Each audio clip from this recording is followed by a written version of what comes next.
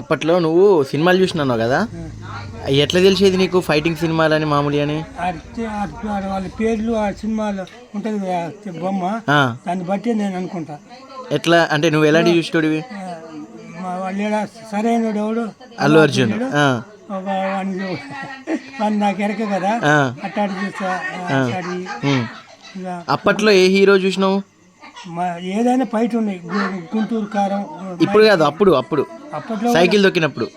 నేను నాకేం తెలుసా సినిమాలు ఫైట్ ఉన్న సినిమాలు ఏదైతే హీరో మహేష్ బాబాయ్ ఏం లేదు, మోహన్ బాబాయ్ ఏం లేదు, కృష్ణ కూడా లేదు, కృష్ణ రావట్లేదు, కృష్ణ కొడుకు మోహన్ బాబు, మహేష్ బాబు అట్లా సినిమాలు చూసేది వచ్చేది.